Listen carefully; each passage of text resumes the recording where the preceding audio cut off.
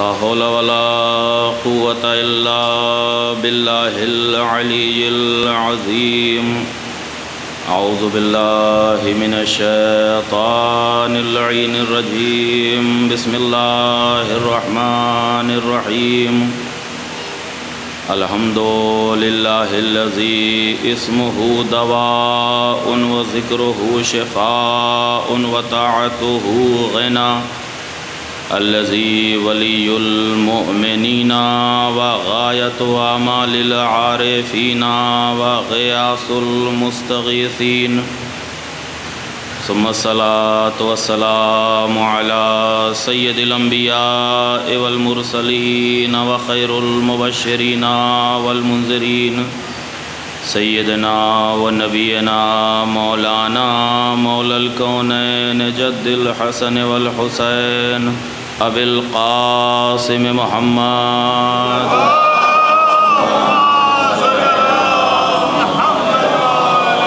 ثم الصلاة والسلام على أهل بيته الطيبين الطاهرين المعصومين المظلومين أما بعد فقد قال الله تبارك وتعالى في القرآن الكريم بسم الله الرحمن الرحيم قد جاءكم من الله نور وكتاب مبين صلوات پڑھ دے محمد وعلى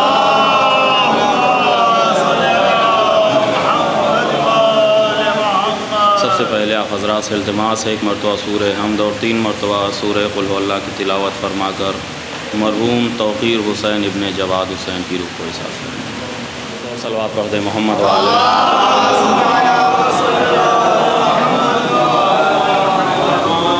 عزیزان گرامی قدر محترم اور معظم مومنین کرام، قرآن مجید کا بہت ہی مشہور و معروف پیغام جو عالم انسانیت کو متوجہ کرنے اور اس کو بیدار کرنے کے لیے ہے۔ آپ دیکھیے کہ اس کائنات میں جہاں پہ حقانیت ہے وہیں پہ باطل پرستی بھی ہے، جہاں پہ نیکیاں ہیں وہیں پہ برائیاں بھی ہیں، جہاں پہ ہدایت کے راستے ہیں وہیں پہ گمراہی کے بھی راستے ہیں، اور جب یہ ساری چیزیں ہیں تو ان تمام راستوں پہ چلنے والے افراد بھی موجود ہیں۔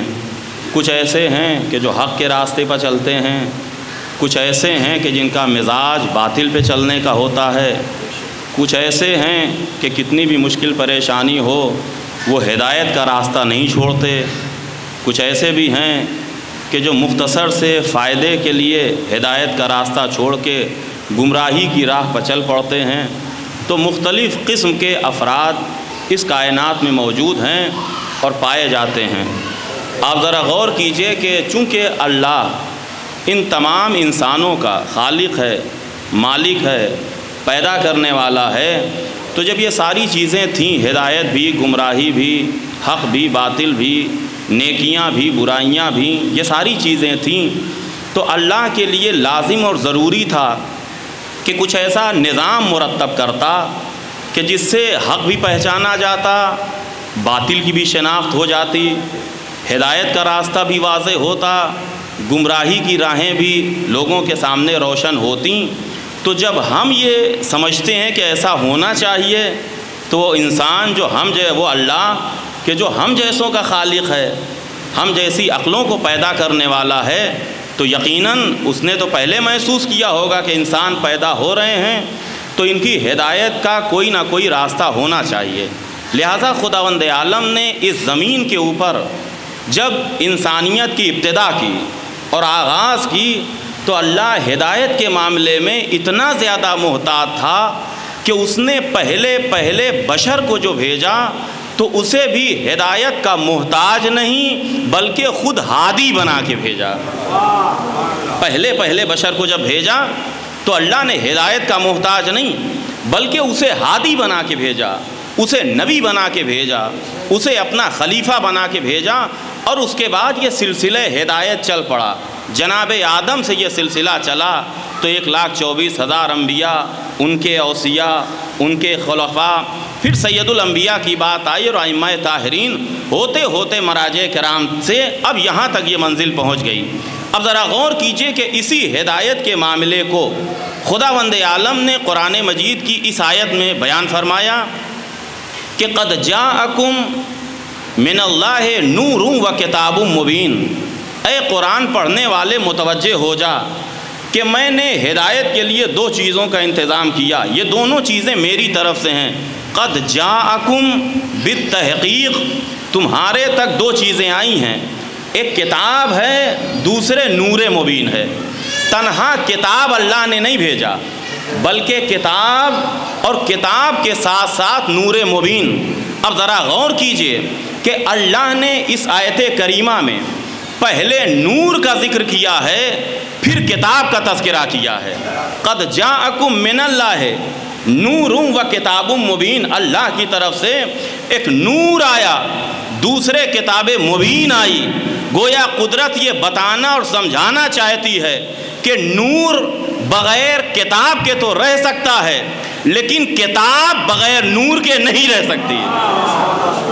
نور بغیر کتاب کے رہ سکتا ہے، لیکن کتاب کا بغیر نور کے نہیں رہ سکتی۔ نور بغیر کتاب کے فائدہ دے سکتا ہے، لیکن کتاب بغیر نور کے فائدہ نہیں دے سکتی۔ اب عزیزان گرامی آپ دیکھیے، یہ قدرت کا نظام ہے، یہ اللہ کا بنایا ہوا قانون ہے، یہ اس کی مصلحت ہے کہ صرف کتاب کا اس نے ذکر نہیں کیا، کتاب اور کتاب کے ساتھ ساتھ نور کا تذکرہ۔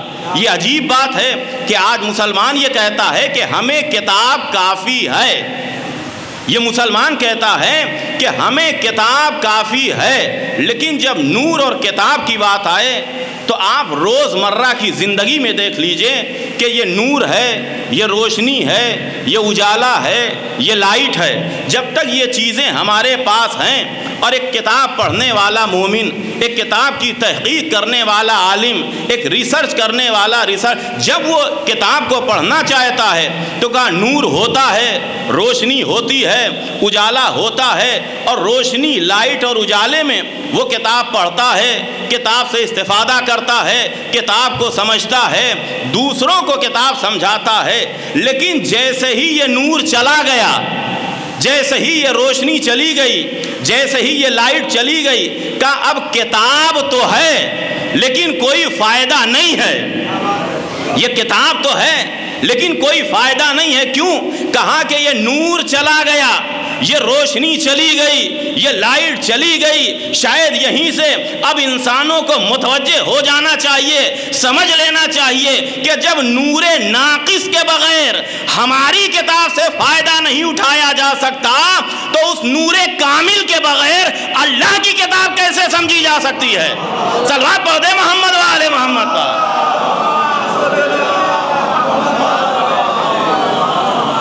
جب اس نور ناقص کے بغیر، اس لائٹ کے بغیر، اس روشنی اور اجالے کے بغیر عام کتاب نہیں پڑھی جا سکتی، اس سے فائدہ نہیں اٹھایا جا سکتا، تو جو نور کامل ہو، جس کو اس نور نے نور کہا ہو، اس کے بغیر کتاب کیسے سمجھی جا سکتی ہے؟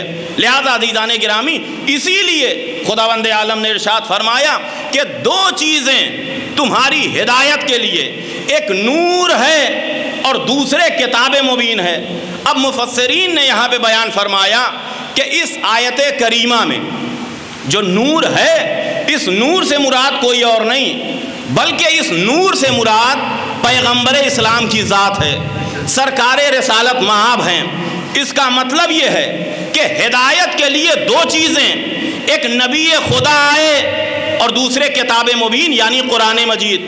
تو ہماری ہدایت کے لیے یہ دو چیزیں ہیں، ایک نبی خدا ہیں اور دوسرے قرآن مجید ہے۔ اب ذرا غور کیجئے گا، میں کچھ عرض کرنا چاہتا ہوں، دو چیزیں، تو بھائی یہ دونوں چیزوں کے آنے کا مقصد اور ہدف کیا تھا؟ کہ ان کے آنے کا مقصد ہدایت تھا، حق کے راستے کو پہچانوانا، نیکی کے راستے کو ظاہر کرنا، یہی تو مقصد تھا قرآن کا۔ اور اس کے بعد قرآن کے ساتھ ساتھ سید الانبیاء کا، پیغمبر اسلام کا۔ تو جب یہ نبی خدا، توجہ کیجئے گا، جب نبی خدا اور قرآن مجید یہ دونوں ہدایت کے لیے آئے اور سن 61 ہجری میں، سن 11 ہجری میں پیغمبر اسلام اس دنیا سے چلے گئے، رخصت ہو گئے، تو بھائی انسان ابھی بھی موجود تھے، ہدایت کی ضرورت ابھی بھی تھی، ہدایت اور گمراہی کے راستے ابھی بھی تھے، حق و باطل کا معاملہ ابھی بھی تھا۔ تو اب قرآن تو ہے، لیکن قرآن کے ساتھ جو نبی تھے، نبی کی جگہ پہ کون آیا؟ نبی کی جگہ پہ کون آیا؟ تو کہا ایک دو کرسی آپ رکھ دیجئے، ایک پہ قرآن رکھا ہوا ہے، ایک پہ نبی بیٹھے ہوئے ہیں۔ تو بھائی نبی چلے گئے، اب نبی کی جگہ پہ کون آیا؟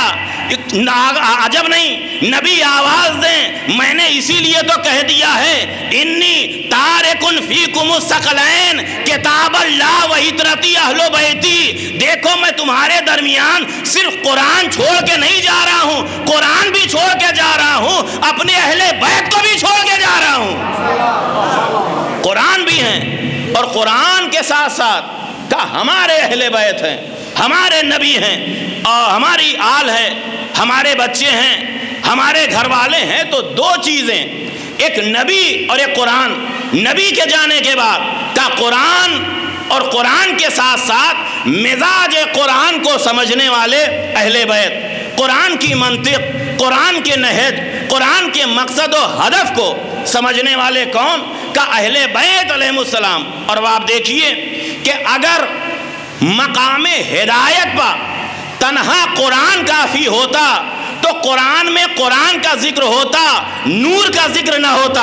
اسی طریقے سے مقام ہدایت پر اگر قرآن کافی ہوتا تو نبی کی حدیث میں قرآن کا ذکر ہوتا، اہل بیت کا ذکر نہ ہوتا۔ نبی کی حدیث میں قرآن کا ذکر ہوتا اور قرآن کے ساتھ ساتھ اہل بیت کا تذکرہ نہ ہوتا۔ معلوم یہ ہوا کہ تنہا قرآن یہ اللہ کی کتاب ہے، لیکن قرآن مقام ہدایت پر کافی نہیں ہے، مقام ہدایت پر سب کچھ نہیں ہے۔ جیسے نبی کے بغیر یہ قرآن مفید نہیں، ویسے ہی اہل بیت کے بغیر یہ قرآن کا مفید نہیں ہے، یہ قرآن فائدہ مند نہیں ہے۔ ذرا غور کیجئے گا، اللہ نے ہدایت کے لیے دونوں چیزوں کو بھیجا۔ اب عزیزان گرامی آپ دیکھیے کہ یہ سارا نظام ہدایت جو اللہ نے مرتب کیا، اللہ نے معین کیا، اس کے باوجود اگر کوئی گمراہ ہو جائے، اس کے باوجود اگر کوئی جہنمی ہو جائے تو یہ اس کا اپنا قصور ہوگا، اللہ کا قصور نہیں ہے۔ میں یہاں پہ آنے کے بعد ایک جملہ کہتا ہوں، توجہ کیجئے گا کہ اللہ جنت اور جہنم کو پیدا کرنے والا ہے، جنتیوں اور جہنمیوں کو بنانے والا نہیں ہے۔ توجہ کیجئے گا، اللہ جنت اور جہنم کو پیدا کرنے والا ہے، جنتی اور جہنمی ان کو بنانے والا نہیں ہے۔ جنتی اور جہنمی انسان اپنے کردار سے بنتا ہے، جنتی اور جہنمی انسان اپنے کردار سے بنتا ہے۔ بھائی اللہ نے نہ حور کو حور بنایا، نہ حرملا کو حرملا بنایا، حور اپنے کردار سے حور بن گیا، حرملا اپنے کردار سے حرملا بن گیا۔ صلوات پڑھ دے محمد و آل محمد پر۔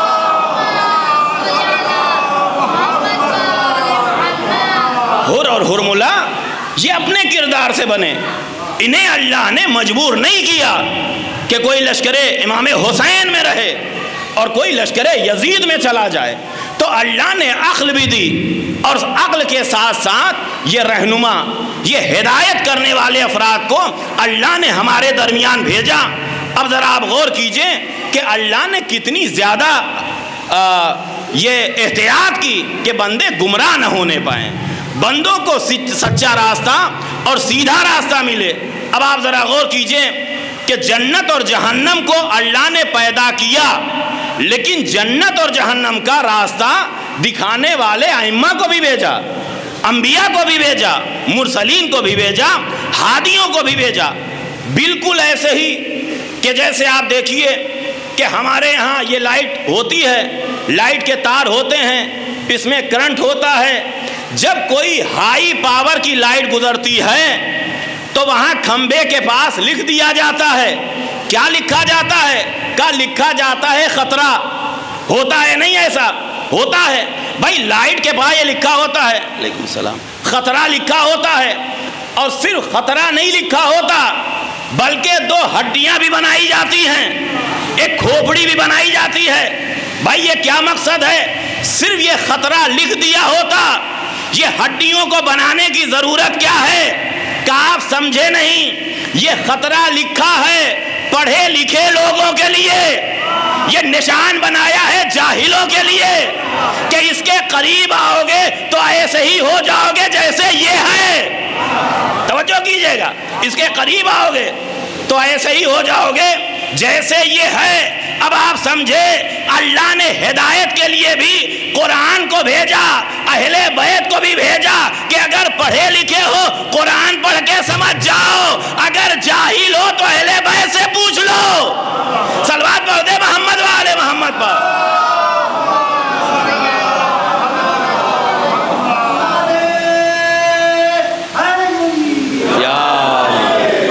تو یہ دونوں چیزیں ہیں، ہدایت کے لیے قرآن ہے، حدیثیں ہیں، اور اہل بیت علیہ الصلوۃ والسلام ہیں۔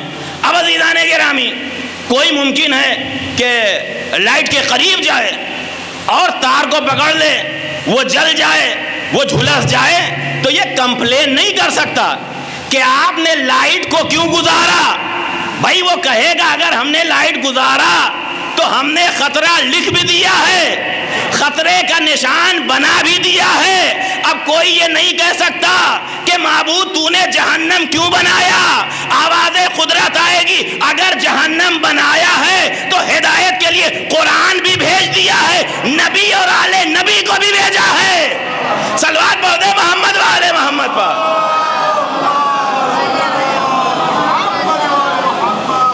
یہ دونوں چیزیں کا یہ ہدایت کے لیے ہیں، انسان کو سچا اور سیدھا راستہ دکھانے کے لیے ہیں۔ قرآن اور قرآن کے ساتھ ساتھ جیسے نبی کے سینے پر قرآن آیا، ایسے ہی نبی کے آغوش میں اہل بیت پلے ہیں جو مزاج قرآن کو، قرآن کے مقصد کو، قرآن کے نہج کو وہ سمجھتے ہیں اور جانتے ہیں۔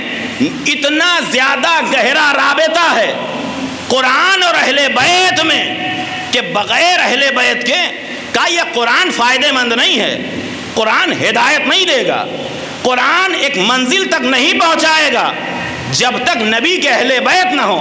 اب آپ دیکھیے کہ میں اپنی جانب سے نہیں کہہ رہا ہوں، ہمارے اور آپ کے پہلے امام امیر المومنین حضرت علی بن ابی طالب علیہ السلام،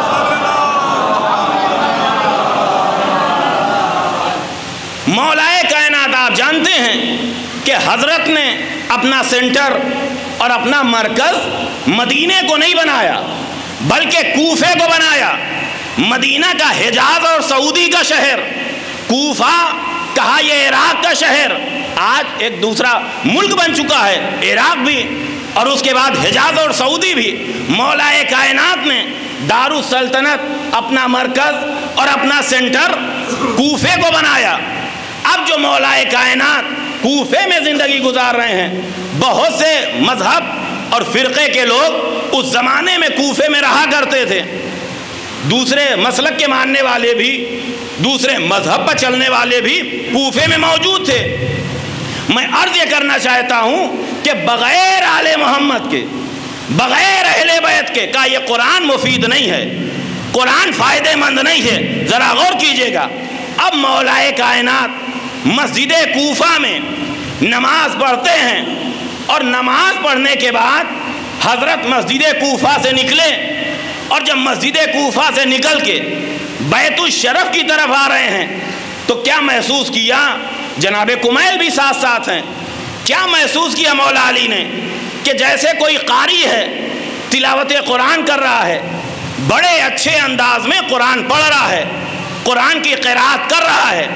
جناب کمیل جو مولا علی کے صحابی بھی، مولا علی کے شاگرد بھی، ایک مرتبہ یہ کہنا چاہتے ہیں کیا خوب تلاوت ہے، کیا بہترین لہجہ ہے، کیا بہترین انداز ہے۔ جیسے ہی جناب کمیل کے ذہن میں یہ خیال آیا، فوراً مولا علی نے جناب کمیل کے شانوں پر ہاتھ رکھا، اور اس کے بعد کہتے ہیں کمیل لا تعجبک تنتنۃ ھذا الرجل فإنہ من اہل النار۔ اے کمیل اس کی آوازیں تمہیں تعجب میں نہ ڈالیں، یہ شخص جہنمی ہے۔ کمیل یہ شخص جو تلاوت کر رہا ہے تمہیں حیرت میں نہ ڈالے۔ فَإِنَّهُ مِنْ أَهْلِ النَّارِ، یہ قرآن پڑھنے والا کہا یہ جہنمی ہے۔ میں یہاں پہ عرض کرنا چاہتا ہوں، مولا علی نے فرمایا کمیل لا تعجبک تنتنۃ ھذا الرجل، اے کمیل یہ جو قرآن پڑھنے والا ہے، تنتنا لفظ تنتنا مولا علی نے استعمال نہیں کیا ہے، قرأت قرآن نہیں، تلاوت قرآن نہیں، تنتنا استعمال کیا۔ جب میں نے لغت میں دیکھا کہ آخر تنتنے کا مطلب کیا ہے تو تنتنا قرأت کو نہیں کہتے، تنتنا تلاوت کو نہیں کہتے، تنتنا کہا گلے کی گھڑگھڑاہٹ کو کہتے ہیں۔ توجہ کیجئے گا، گلے کی گھڑگھڑاہٹ کو کہتے ہیں۔ مولا علی نے یہ نہیں کہا کمیل تمہیں اس کی تلاوت تعجب میں نہ ڈالے، اس کی قرأت تعجب میں نہ ڈالے، بلکہ فرمایا اس کے گلے کی گھڑگھڑاہٹ تعجب میں نہ ڈالے۔ گویا مولا بتانا چاہتے ہیں کہ اگر اہل بیت کی محبت ہے تو تلاوت تلاوت ہے، اگر محبت نہیں ہے تو قرآن پڑھنا تلاوت نہیں گلے کی گھڑگھڑاہٹ ہے۔ صلوات پڑھ دے محمد و آل محمد پر۔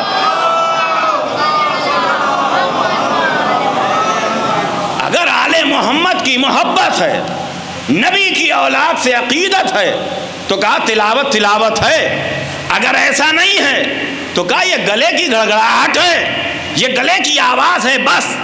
مولا علی نے کیا کہا تھا کہ کمیل فَإِنَّهُ مِنْ أَهْلِ النَّارِ، یہ شخص جو قرآن پڑھ رہا ہے یہ جہنمی ہے، اہل جہنم میں سے ہے۔ میں کہوں گا مولا یہ جناب کمیل ان کو آواز اچھی لگی تھی، تھوڑا سا خوش ہو گئے تھے تو ان کے سینے میں جو تھا وہ کہہ لینے دیتے کہ آواز اچھی ہے، لہن اچھا ہے، انداز اچھا ہے۔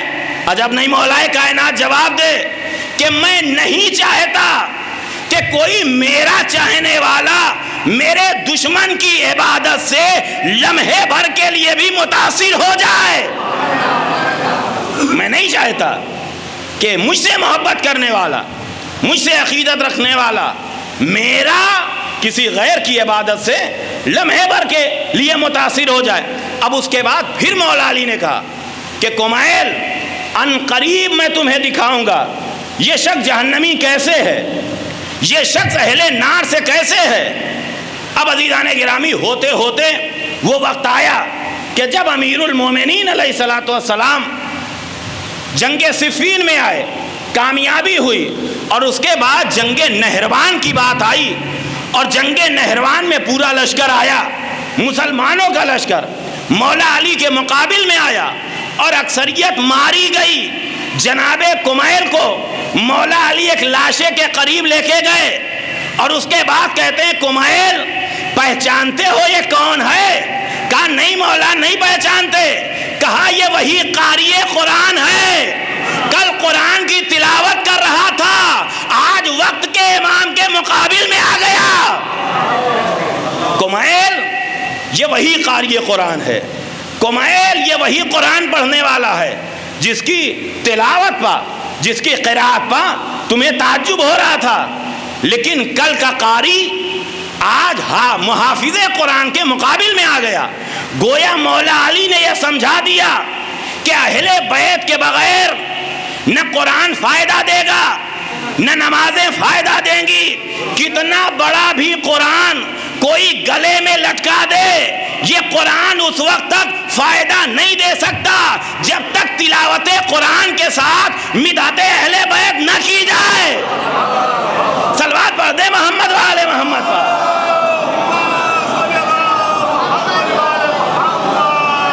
یہ قرآن فائدہ نہیں دے سکتا جب تک قرآن کے ساتھ ساتھ نبی کے اہل بیت، نبی کی اولاد کی محبت ساتھ نہ ہو، ان کی عقیدت ساتھ نہ ہو۔ اور عزیزان گرامی ایسا نہیں ہے، کبھی کبھی ایسی باتیں جو عرض کی جاتی ہیں تو ہمارے مومنین اور نوجوان یہ سمجھتے ہیں کہ شاید یہ باتیں ہمارے یہاں ہے کہ بغیر اہل بیت کے بغیر ولائے علی کے کوئی چیز قابل قبول نہیں، یہ اپنے یہاں بھی ہے، اور جو حق پسند غیر ہیں انہوں نے بھی قبول کیا، انہوں نے بھی اس چیز کو مانا۔ میرے پاس ایک کتاب ہے، اور اس کتاب کے مصنف علامہ صائم چشتی، یہ جو معین الدین چشتی ہیں ان کی نسل سے، انہوں نے کئی کتاب لکھی۔ ایک کتاب مولا علی کی شان میں لکھی، اس کتاب کا نام لکھ رکھا علی مشکل کشا۔ ایک کتاب جناب ابو طالب پر لکھی، اس کتاب کا نام رکھا ایمان ابی طالب۔ ایک کتاب امام حسین کے لیے لکھی، اس کتاب کا نام رکھا شہید ابن شہید۔ پھر ایک کتاب جناب زہرا کے اوپر لکھی، اس کتاب کا نام رکھا البطول۔ یہ کون ہے؟ کہ علامہ صائم چشتی۔ تو یہ جو البطول نامی کتاب، اس کتاب کو میں پڑھ رہا تھا تو میں نے اس کے فرنٹ پہ دیکھا، پیشانی پہ دیکھا، ہیڈنگ پہ دیکھا، عجیب بات لکھی ہوئی تھی۔ اس پہ لکھا ہوا تھا کہ کعبے کا نمازی جہنم میں۔ یہ کون؟ علامہ صائم چشتی۔ وہ لکھتے ہیں کہ کعبے کا نمازی جہنم میں۔ آپ پریشان ہو گئے، ایسے میں بھی پریشان ہوا کہ بھائی یہ کون سی بات ہے، کعبے کا نمازی جہنم میں؟ یہ کیا ہونا تو یہ چاہیے تھا کہ کعبے کا نمازی جنت میں، کعبے کا نمازی نبی کے ساتھ، کعبے کا نمازی جنت کے اعلیٰ مقام کے اوپر۔ لیکن یہ کیا، کعبے کا نمازی جہنم میں۔ بھائی کعبہ کیا ہے؟ کہ کعبہ اللہ کا گھر ہے۔ کعبہ کیا ہے؟ کہ بیت اللہ ہے۔ کعبہ کیا ہے؟ کہ جس کا طواف انبیاء کرتے ہیں وہ اس گھر کو کعبہ کہتے ہیں۔ کعبہ کیا؟ کہ جہاں پہ حج ہوتا ہے وہ ہے کعبہ۔ تو کعبہ اتنی عظیم عبادت کی جگہ، اور یہ لکھ رہے ہیں کہ کعبے کا نمازی جہنم میں۔ جب میں نے پڑھنا شروع کیا تو انہوں نے عجیب بات لکھی۔ وہ لکھتے ہیں کہ اگر کسی انسان کو جناب نوح کی عمر دی جائے اور خانہ کعبہ میں مظلومیت کی موت مارا جائے، لیکن علی کی محبت نہیں ہے تو مرے گا تو کعبے میں، جائے گا جہنم میں۔ صلوات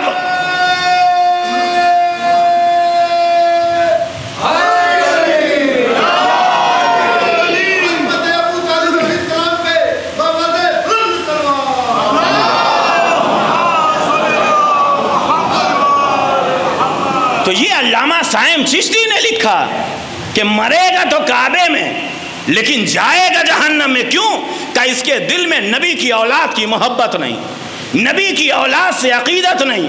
تو یہ جنگ نہروان میں مولا علی نے فیصلہ کیا، یہی جنگ نہروان کہ جو جنگ صفین کے بعد مولا کائنات نے کی ہے، اسی جنگ میں بعض ایسے افراد تھے کہ جو اتنی باتوں کو بتانے کے بعد وہ فیصلہ نہیں کر پا رہے تھے، ہم کدھر جائیں، کس راستے پر جائیں۔ ایک شخص کہتا ہے کہ جب جنگ نہروان ہوئی تو جنگ نہروان میں نے دیکھا کہ ادھر بھی مسلمان ہیں، نبی کے ساتھ بیٹھنے والے ہیں، قرآن پڑھنے والے ہیں، داڑھیاں رکھنے والے ہیں، اور ادھر مولا علی ہیں، نبی کے بھائی ہیں، نبی کے جانشین ہیں۔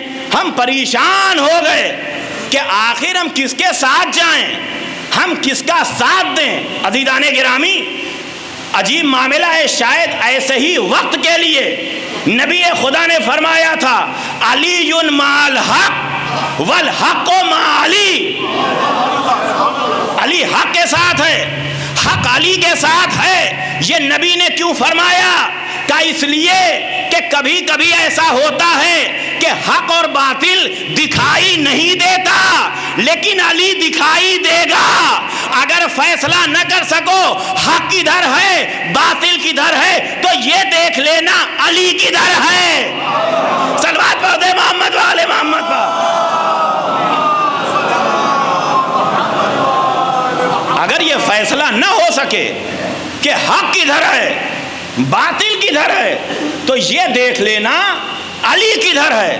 علی تو دکھائی دے رہا ہے، جدھر علی ہوں گے ادھر حق ہوگا، اور جو علی کے مقابل میں ہوگا کہا وہ باطل پہ ہوگا۔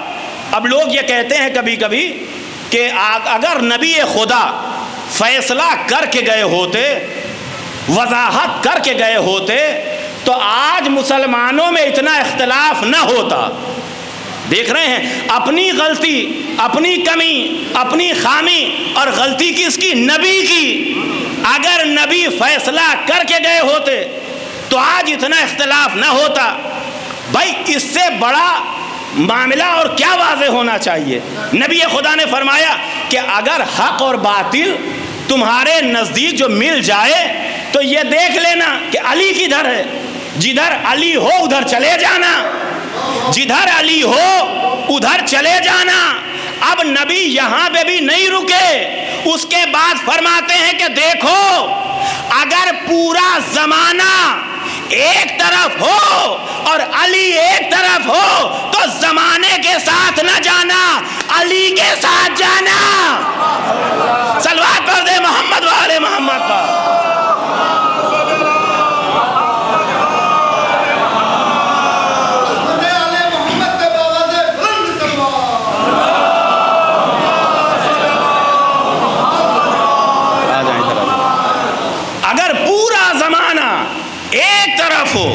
اور علی ایک طرف ہو تو دیکھو زمانے کے ساتھ نہ جانا، علی کے ساتھ جانا۔ کیوں؟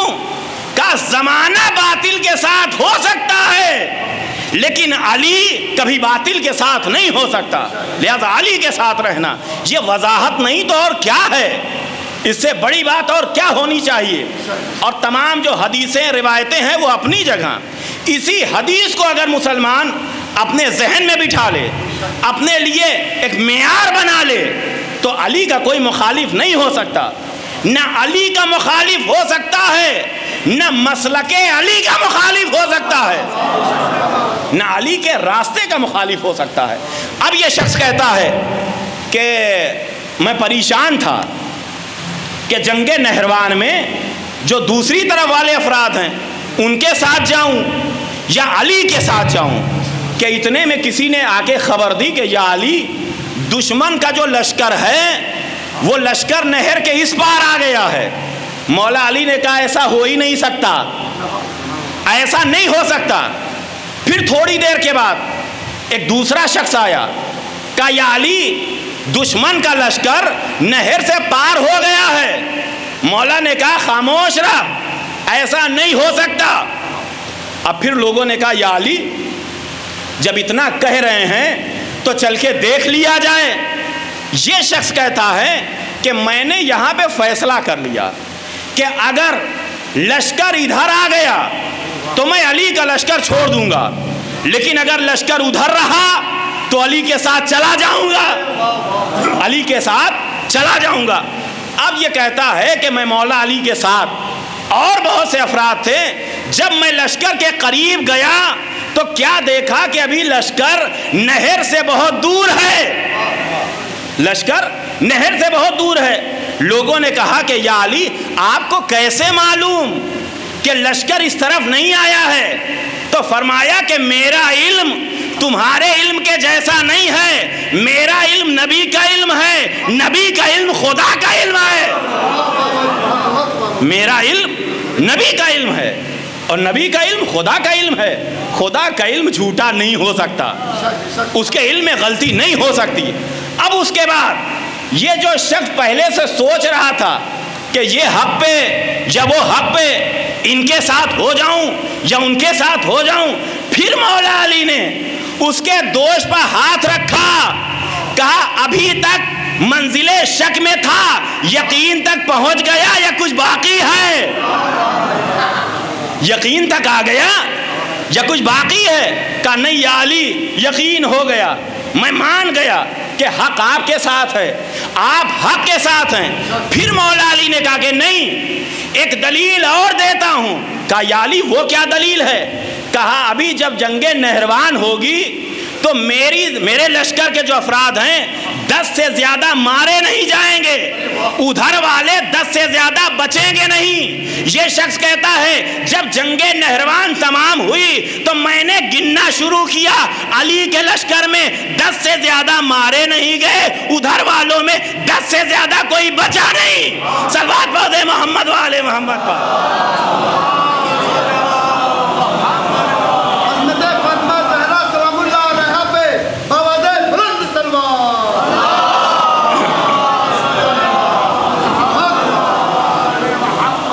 اب یہاں پہ مولا کائنات نے ایک فیصلہ دے دیا کہ دیکھو میرے جو لشکر کے افراد ہیں 10 سے زیادہ نہیں مارے جائیں گے اور ادھر کا 10 سے زیادہ بچیں گے نہیں۔ تو عزیزان گرامی آپ نے دیکھا کہ جو کتابوں کی سطروں کو نہ پڑھ پائیں وہ اور ہیں، جو ذہنوں کو پڑھ لے اسے علی کہتے ہیں، جو سینے میں چھپے ہوئے راز کو بتا دے اس ذات کو علی کہتے ہیں۔ تو یہ مولا علی کے فضائل، یہ حضرت علی کے کمالات جو بتاتے ہیں کہ قرآن پڑھنا ہے، قرآن سمجھنا ہے، قرآن سے ہدایت لینا ہے، تو ہماری محبت میں نہیں، اپنی ذات کی محبت میں اس در پہ چلے آؤ، اپنی ذات کی محبت میں کم از کم اس دروازے پر چلے آؤ، اس چوکھٹ پر چلے آؤ۔ اور کل عزیزان گرامی 28 تاریخ یہ پیغمبر اسلام کی شہادت کی تاریخ ہے۔ آپ دیکھیے کہ یہ سارے فضائل، چند جملے اور بات تمام ہو گئی، یہ سارے فضائل توجہ کیجئے گا، یہ سارے کمالات مولا علی کے کمالات ہیں، اور مولا علی خود فضائل نبی ہیں۔ مولا علی کا پورا وجود نبی کی فضیلت ہے۔ نبی کے کمالات میں سے ایک بڑے کمال کو علی ابن ابی طالب کہا جاتا ہے، اور میں یوں ہی نہیں کہہ رہا ہوں عزیزان گرامی، آپ دیکھیے کہ آج اس زمانے میں بھی، اس دور میں بھی نبی خدا کو کیا لوگ کہتے ہیں، کس قدر توہین، کہ آج غیر مسلم یہ مسلمانوں کا مذاق اڑاتے ہیں۔ خود یہ مسلمان نبی کو اپنا نبی بھی مانتا ہے، ساتھ ہی ساتھ کیا کہ نبی ان پڑھ سے، نبی پڑھنا لکھنا نہیں جانتے تھے۔ اس سے بڑی اور توہین کیا ہو سکتی ہے کہ نبی کو کہا جا رہا ہے کہ نبی پڑھنا لکھنا نہیں جانتے تھے۔ اچھا ٹھیک ہے، نبی پڑھنا لکھنا نہیں جانتے تھے، مولا علی کا، مولا علی کی ذات وہ کہ کوئی ان کو امام مانے نہ مانے، کوئی معصوم مانے نہ مانے، لیکن مولا علی کو سب سے بڑا عالم ضرور مانتے ہیں۔ میں کچھ عرض کرنا چاہتا ہوں، مولا علی کو سب سے بڑا عالم ضرور مانتے ہیں۔ میں کہوں گا آئیے مولا علی سے پوچھا جائے، یا علی پوری کائنات میں آپ کے علم کا چرچا ہے، آپ کے علم کا ڈنکا بجتا ہے، ذرا یہ بتائیے کہ آپ کا استاد کون ہے، ذرا یہ بتائیے کہ آپ کا استاد کون ہے۔ مولا نے آواز دی، علمنی رسول اللہ الفا باب، مجھے رسول اللہ نے 1000 باب سکھائے، مجھے اللہ کے نبی نے 1000 باب سکھائے، اور میں نے ہر باب سے کا 1000 باب کو کھولا اور دنیا کے سامنے علم کی روشنی کو پھیلایا۔ اب یہاں پہ رکیے، اب دوسری بات آپ دیکھیے کہ کوئی بھی انسان ہو جب اس کی شخصیت کو پہچانوایا جاتا ہے تو کہا یا اس کے استاد کے ذریعے یا اس کے شاگرد کے ذریعے۔ نبی کو ان پڑھ کہنے والے مسلمان ذرا غور تو کریں کہ نبی کے استاد کو اللہ کہتے ہیں، نبی کے شاگرد کو علی کہتے ہیں۔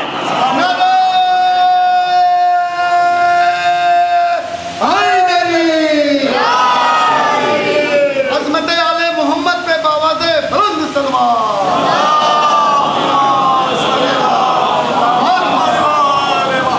نبی کے استاد کو اللہ کہتے ہیں اور نبی کے شاگرد کو کا علی ابن ابی طالب۔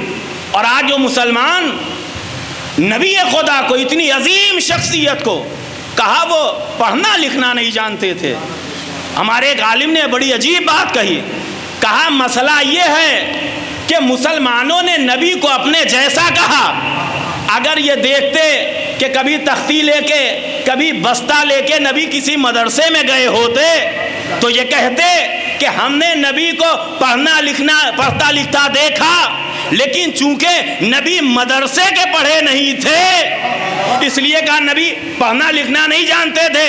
بھائی مدرسے کا پڑھا ہوا اور ہے، لوح محفوظ کا پڑھنے والا اور ہوتا ہے، اللہ کا پڑھایا ہوا اور ہوتا ہے، اس بارگاہ سے آنے والا اور اللہ کی خاص عنایت پانے والا اور ہوتا ہے۔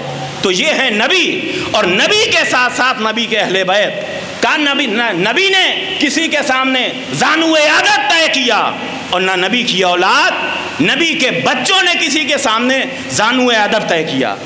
مولا علی فرماتے ہیں، اور یہ مقام فخر میں جو میں نے ایک جملہ کہا کہ یہ سارے فضائل مولا علی کے ہیں، لیکن مولا علی خود مجسمہ فضائل کا ہے نبی کے لیے۔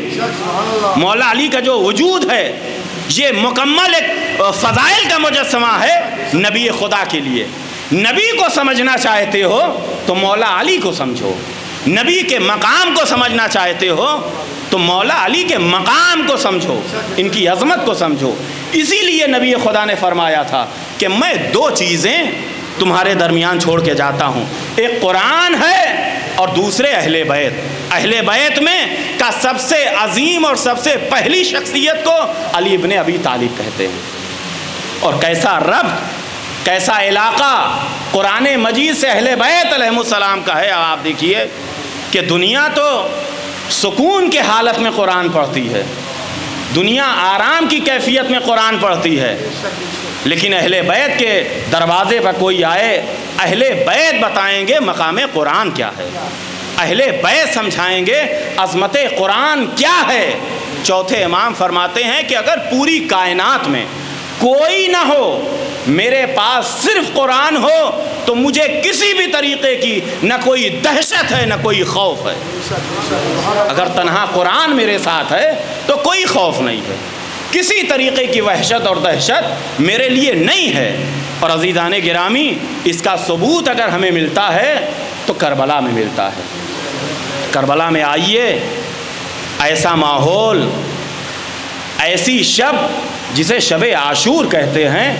آپ جانتے ہیں کہ شب عاشور کتنی قیامت کی شب ہے، کتنی دردناک شب ہے۔ ہر ایک شہید کو معلوم ہے، ہر ایک ناصر اور صحابی کو معلوم ہے کہ کل کی شب قتل ہونے کی شب ہے، کل کا دن قتل ہونے کا دن ہے، اور یہ آج کی شب ہمارے لیے آخری شب ہے۔ لیکن ایسے ماحول میں، ایسے موقع پہ بھی سید الشہداء فرماتے ہیں واللہ انی احب الصلاۃ و تلاوت کتابہ، خدا کی قسم مجھ حسین کو اللہ کی عبادت اور قرآن کی تلاوت سے بہت زیادہ محبت ہے۔ یہی وجہ ہے کہ شب عاشور میں امام حسین علیہ السلام بھی تلاوت قرآن کر رہے ہیں، اللہ کی کتاب کی تلاوت کر رہے ہیں، اور امام حسین کے جو اصحاب ہیں، امام حسین کے جو انصار ہیں، سب کے سب مصروف عبادت ہیں، اور خصوصی طور پہ قرآن مجید کی تلاوت کرنے میں سب کے سب مصروف ہیں۔ اور بات یہیں تک نہیں رکی، یہ تو شب عاشور کی بات ہے جب امام حسین سلامت ہیں، اگرچہ پیاسے ہیں، سر و تن میں جدائی نہیں ہے، اگرچہ بھوکے ہیں، سارے اصحاب موجود ہیں، اگرچہ مصیبت کی شب ہے، لیکن وہ وقت بھی آپ دیکھیے کہ جب حضرت کے سر و تن میں جدائی ہو گئی، اس وقت بھی سر و تن میں جدائی ہوئی، قرآن اور حسین میں جدائی نہیں ہوئی۔ عزیزان گرامی، جب کوفے میں یہ قافلہ، اسیروں کا قافلہ کوفے میں داخل ہوا، اور ابھی باب کوفہ پہ یہ قافلہ موجود ہے، تو دیکھنے والوں نے کیا دیکھا کہ امام حسین کا جو کٹا ہوا سر نوکے نیزہ پہ بلند ہے، یہ نیزہ قرآن مجید کی تلاوت کر رہا ہے، اصحاب سورہ کہف کی تلاوت کر رہا ہے۔ اب لوگ پریشان ہو گئے کہ یہ کٹا ہوا سر قرآن پڑھ رہا ہے، یہ کٹا ہوا سر آیتوں کی تلاوت کر رہا ہے۔ عزیزان گرامی، آخر وجہ کیا تھی؟ امام تلاوت کیوں کر رہے ہیں؟ کٹا ہوا سر قرآن کیوں پڑھ رہا ہے؟ ہمارے علماء بیان کرتے ہیں کہ اس کی وجہ یہ تھی کہ جب لوگ یہ عجیب منظر دیکھیں گے تو کٹے ہوئے سر کی طرف متوجہ ہو جائیں گے، بیویوں کو تھوڑا سکون مل جائے گا، بیویوں کو ذرا سی تسلی مل جائے گی، اور نامحرموں کی نگاہ جناب زینب اور جناب ام کلثوم کے سروں پر اور ان کے چہرے پر نہیں پڑے گی۔ اللہ اکبر۔ جب یہ قافلہ بازار کوفہ میں پہنچا ہے تو ایک فارسی کا شاعر عجیب شعر کہتا ہے، وہ کہتا ہے کہ عجب نہیں، جناب زینب نے امام حسین کے چہرے کی طرف نگاہ کر کے کہا ہو، اے میرے بھیا حسین آنکھوں کو بند کر لو، اے حسین پلکوں کو جھکا لیجئے، اس لیے اے بھیا آج کے پہلے کبھی آپ کی زینب کے سائے کے اوپر بھی نامحرموں کی نگاہ نہیں پڑی تھی، لیکن اے بھیا یہ کوفے کا بازار ہے، زینب کھلے سر ہے، یہ شیم آپ کی بہن کو بازار میں لے کے جا رہا ہے۔ اللہ اکبر۔ ہاں زادارو، ایک یہ کٹا ہوا سر جو بازار کوفہ میں ہے، نوکے نیزہ پر تلاوت قرآن کر رہا ہے، ہوتے ہوتے جب یہی کٹا ہوا سر بازار کوفہ سے ہوتا ہوا، دربار شام سے ہوتا ہوا، قید خانے سے ہوتا ہوا، جب ایک مرتبہ پھر یزید کے پاس پہنچا ہے، بآخری جملے مجلس تمام ہو گئی۔ عزادارو، جب آل محمد یزید کے دربار میں پہنچے ہیں، جناب زینب ہیں، جناب ام کلثوم ہیں، نبی زادیاں ہیں، جن کے ہاتھ بندھے ہوئے ہیں، جن کے سر پر چادر نہیں ہے، جناب سید سجاد، ارے میرا بیمار امام جس کے ہاتھوں میں ہتھکڑیاں، پاؤں میں بیڑیاں ہیں۔ عزادارو، دربار میں یہ افراد موجود ہیں کہ ایک مرتبہ ایک آنے والا ایک سینی میں کوئی چیز لے کے آتا ہے جس کے اوپر ایک خان پوش لگا ہوا ہے۔ ارے یہ سینی آئی، یہ تشت آیا، یزید نے اپنی چھڑی سے اشارہ کیا کہ اس تشت کو میرے قدموں کے پاس رکھ دے، اس تشت کو میرے قدموں کے نیچے رکھ دے، قدموں کے پاس رکھ دے۔ اللہ اکبر۔ تمام اہل دربار پریشان ہو گئے کہ اس تشت میں کیا ہے، ارے سینے میں کیا ہے۔ ملعون نے ایک مرتبہ حکم دیا، اب جو وہ پوچھ اٹھایا گیا تو کیا دیکھا، ارے اس تشت میں کوئی اور چیز نہیں ہے، سر غریب کربلا، امام حسین کا سر ہے۔ یزید لعین اپنی چھڑی کو اٹھاتا ہے اور اس چھڑی سے امام حسین کے دندان مبارک امام کے چہرے سے بے ادبی کرتا ہے۔ اے عزادارو، آپ نے سنا، برداشت نہ کر پائے، ہائے زینب، ہائے سکینہ، ہائے سجاد۔ یہی وجہ ہے کہ جب کبھی سجاد کے سامنے کسی جانور کا کٹا سر آتا تھا، امام غش کھا جاتے تھے۔